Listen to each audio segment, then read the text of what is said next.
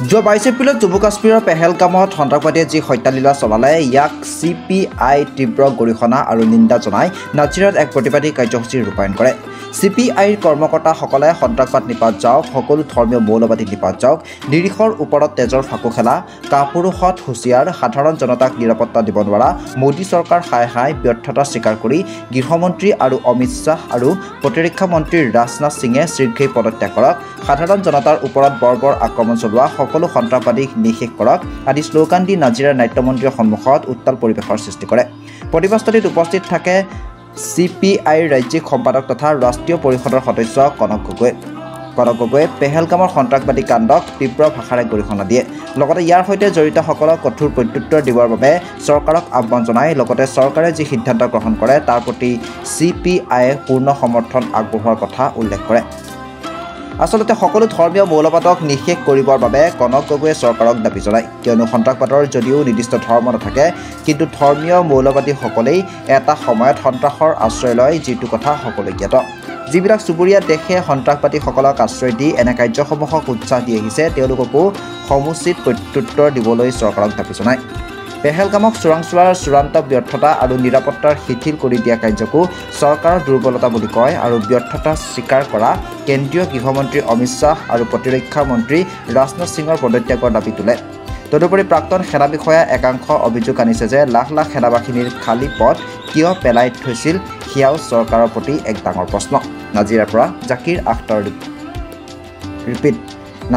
জাকিৰ আখতাৰ হুছেইনৰ reporter live Assam.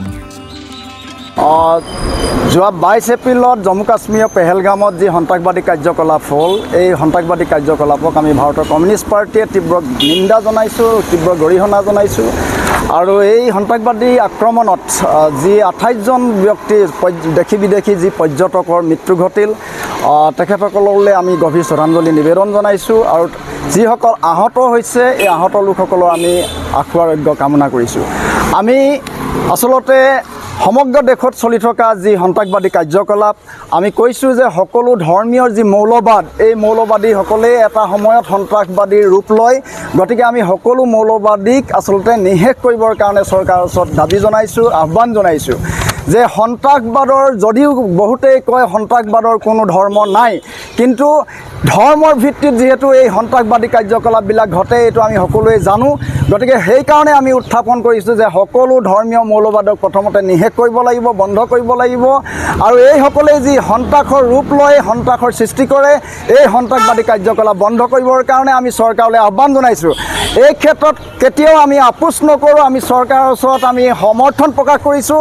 চৰকাৰে যাতে যিকোনো সন্ত্ৰাসবাদী কাৰ্যকলাপক নিষেধ কৰিবৰ কাৰণে যি পদক্ষেপ গ্ৰহণ কৰে তাৰ প্ৰতি আমি সমৰ্থন প্ৰকাশ কৰিছোঁ ভাৰতৰ কমিউনিষ্ট পাৰ্টীয়ে।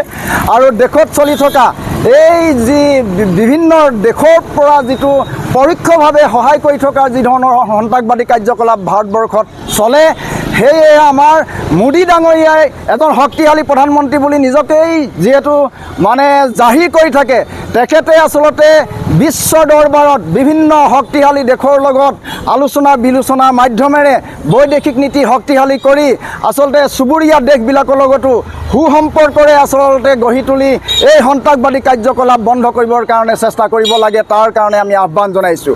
সন্ত্ৰাসবাদী যদিও কোনো ধৰ্ম নাই, কিন্তু ধৰ্মৰ ভিত্তিতে পেহেলগামত বাছি হিন্দু নে মুছলিম সুধি যেতিয়া নেকি এই ইছলামিক সন্ত্ৰাসবাদীয়ে আমাৰ হিন্দু বা দেশী বিদেশী পৰ্যটকক যি ধৰণে নৃশংসভাৱে হত্যা কৰিলে, ইয়াত আমি এই ধৰ্মৰ ইয়াত জড়িত থকা আমি প্ৰমাণিত হৈছে। সেয়ে আমি বাৰে বাৰে উত্থাপন কৰিছোঁ সকলো ধৰ্মীয় মৌলবাদ প্ৰথমে নিষেধ কৰিব লাগিব, তাৰ পিছত আচলতে এই সন্ত্ৰাসবাদী কাৰ্যকলাপত জড়িতসকলক নিষেধ কৰিবৰ কাৰণে কাম কৰিব লাগিব। Reporter live.